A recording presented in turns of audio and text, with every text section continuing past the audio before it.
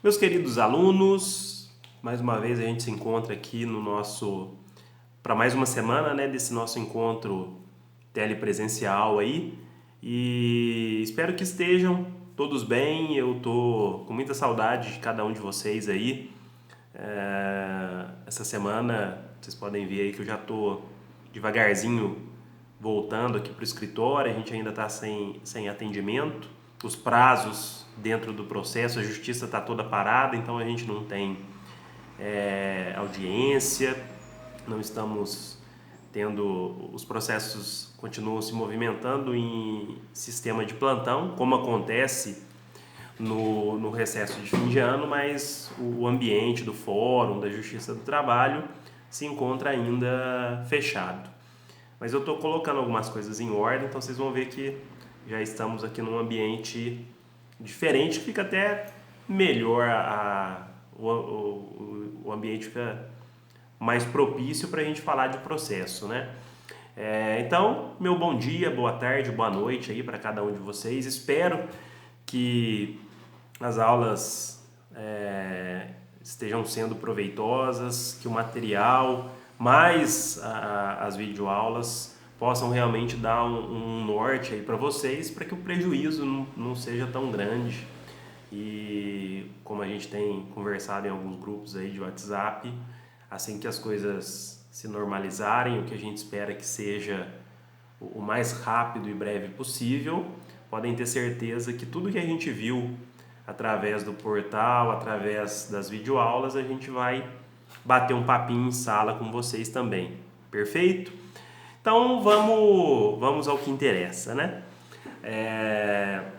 A gente falou nas últimas semanas, a gente falou um pouquinho sobre os princípios que são aplicados dentro do processo civil. Na semana passada, a gente viu um pouquinho sobre a questão da jurisdição. E aí a jurisdição é um termo que a gente tem falado desde o início dos nossos encontros, porque jurisdição nada mais é do que dizer o direito. E aí a gente não pode nunca se afastar da ideia que o processo ele serve como um mecanismo de pacificação dos conflitos. Essa é a ideia central de processo. E hoje nós vamos falar um pouquinho sobre a questão da competência processual.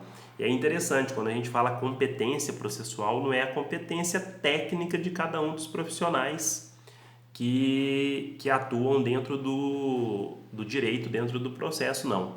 É a competência determinada por lei, tanto que a gente tem um capítulo específico dentro do Código de Processo Civil que trata da questão da competência, que é aquele órgão jurisdicional que vai ser o responsável pelo julgamento da minha ação. Será que quando eu entro com um processo eu posso entrar em qualquer lugar, aonde eu quiser, da forma que eu quiser? Então, a gente já falou em sala de aula e a gente sabe que não. E para isso a gente tem a questão das competências, que é o que a gente vai ver na aula de hoje e também na aula da próxima semana, porque é um tema um pouco mais extenso. Então, qual que é o conceito? Competência é a parcela ou quantidade de poder atribuída a um órgão ou a um ente. Então, por isso que nós temos dentro do processo a questão da fixação da competência para que aquele órgão jurisdicional ele possa então dizer o direito naquele caso concreto, sob pena de termos uma decisão que não teria validade, porque foi proferida por um juiz incompetente. E aí, juiz incompetente no sentido do juízo, da responsabilidade jurisdicional. E eu estou até com os slides aqui no computador, estou com o código aqui também. Eu falei para vocês que a gente tem um título específico dentro do Código de Processo Civil que trata da questão da competência. E aí a gente encontra essa questão da competência no título 3, da competência interna, que vai do artigo 42 do Código de Processo Civil até o artigo 66. Então, do artigo 42 ao artigo 66 a gente tem o tratamento da questão das competências dentro do âmbito processual. Sendo assim, o Estado de Direito é um estado de competência. Competência jurisdicional, então, é a parcela do poder jurisdicional atribuída a um órgão jurisdicional. Por isso que nós temos dentro da competência alguns princípios, que é o princípio do juiz natural, que estabelece que deve haver regras objetivas de competência jurisdicional para garantir a independência e imparcialidade do julgador. Então, a gente até já falou um pouquinho, quando a gente tratou de princípios, do princípio do juiz natural, justamente para que não tenha tribunal de exceção. E aí a gente sabe que a justiça ela tem que ser o mais imparcial possível. Então ela não vai ver as partes que estão ali no processo. E aí é interessante essa questão da competência, justamente porque eu não posso escolher ingressar com uma ação num juiz que seja o meu amigo. Ele seria... o juiz, primeiro que a gente vai ver isso mais para frente, nesse caso específico, ele poderia até alegar a suspeição, porque ele não poderia ser amigo de nenhuma das partes. Mas eu não posso escolher entrar com um juiz que eu sei que tem um entendimento favorável àquela minha tese que eu vou defender no processo. Por quê? Porque existem regras de fixação da competência. E um outro princípio que nós temos é o da indisponibilidade da competência. O que a gente quer dizer com isso? A competência que é fixada por lei não pode ser dispensada pelo juiz. O juiz ele não pode abrir mão da competência que a própria lei lhe define, lhe atribui. Então ele é obrigado a julgar aquele tipo de ação. E aí no decorrer da aula eu vou usar alguns exemplos práticos que fica mais fácil da gente enxergar e da gente entender, igual a gente sempre faz nas nossas aulas presenciais. Um outro princípio é o princípio da tipicidade das competências, porque a competência é aquela previamente fixada por lei, seja a lei ordinária e, em especial, a questão da Constituição. E aí, interessante que a Constituição, lá no artigo 109, só para vocês entenderem, a gente vai usando alguns casos concretos aqui, ela define a questão da competência da Justiça Federal para julgar ações em que seja parte autarquia federal, como no caso das ações contra o INSS. A competência para julgar uma ação onde o INSS seja parte é da Justiça Federal. E aí o próprio artigo 109 ele traz uma exceção que é o quê?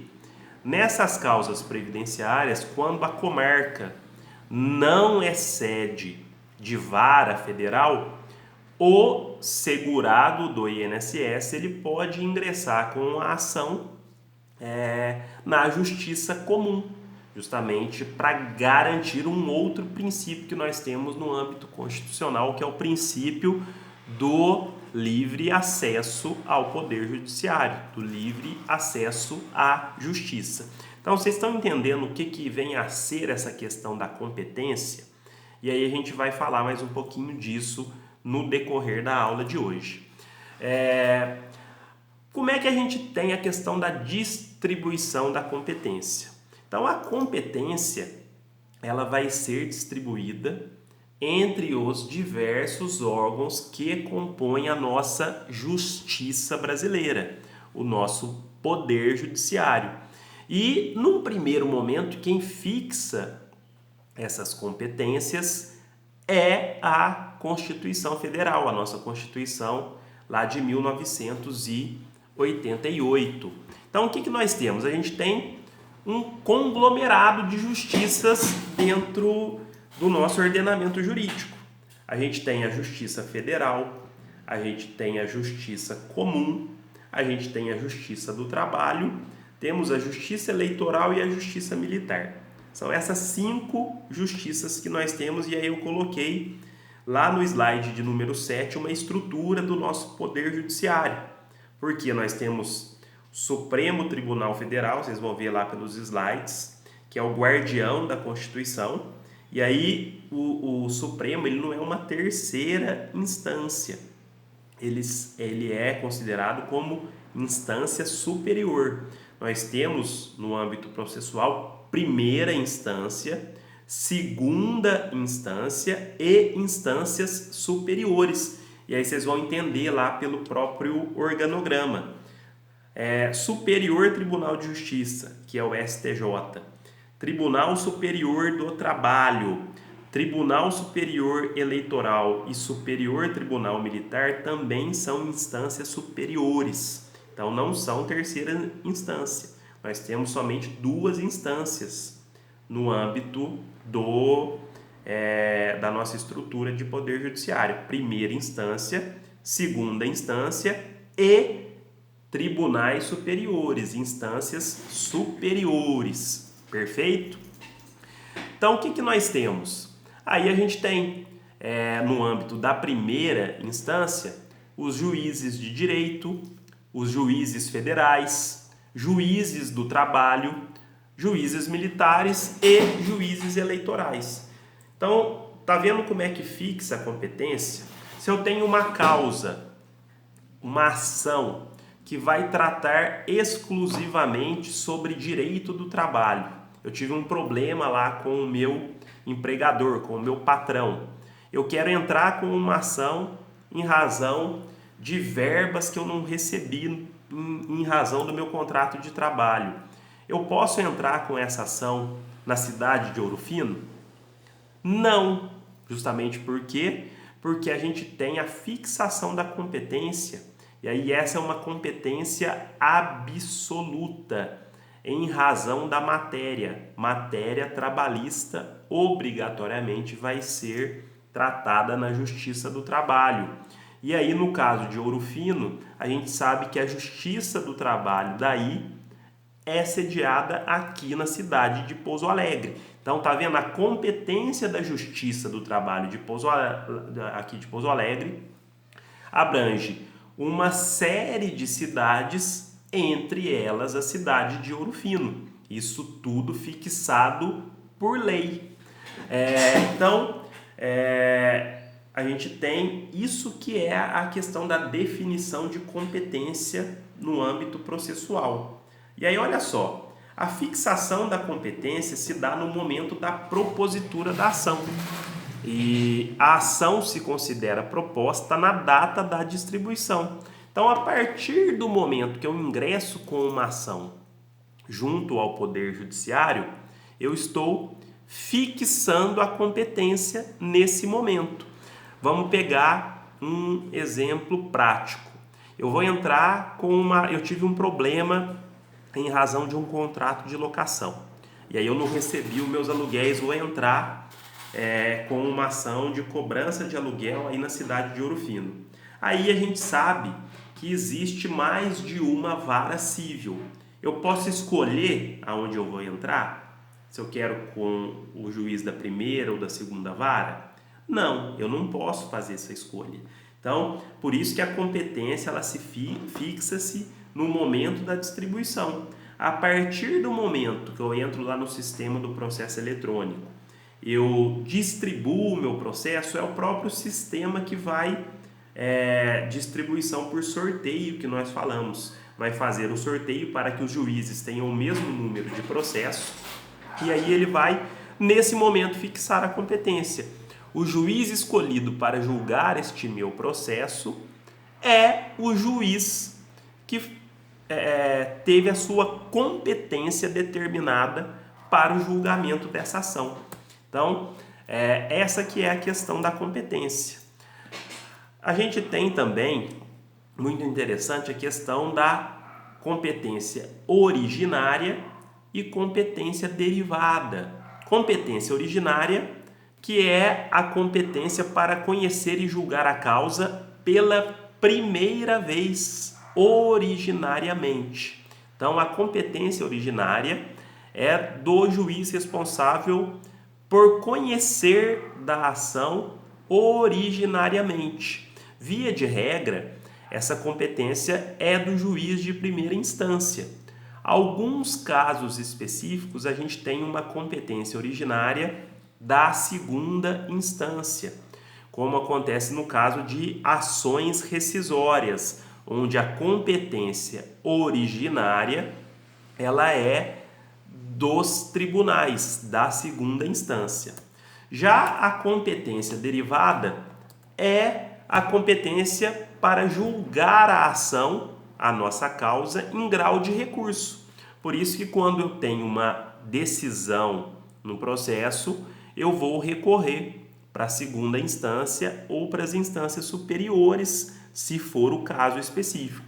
Eu nem vou entrar muito nessa questão de recurso, porque isso é inclusive a matéria que eu estou tratando com os alunos lá no 6º período. A gente está estudando a parte de recursos. Então, o que a gente tem que entender primeiro é essa base processual. Competência originária, quem primeiro conhece da ação. Competência derivada é quem vai conhecer a minha ação, a minha causa, em sede de recurso. E aí a gente termina a nossa aula de hoje com a questão da competência relativa e competência absoluta. Eu acabei de falar naquele exemplo que eu dei para vocês da questão da justiça do trabalho. Por quê? Porque é uma competência absoluta em razão da matéria. Eu não posso alterar esta competência.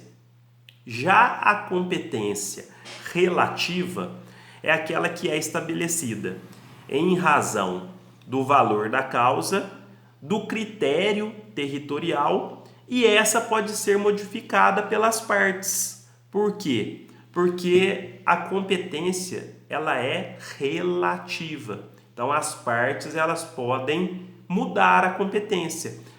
Vamos pegar esse mesmo exemplo que eu dei da questão do contrato de locação.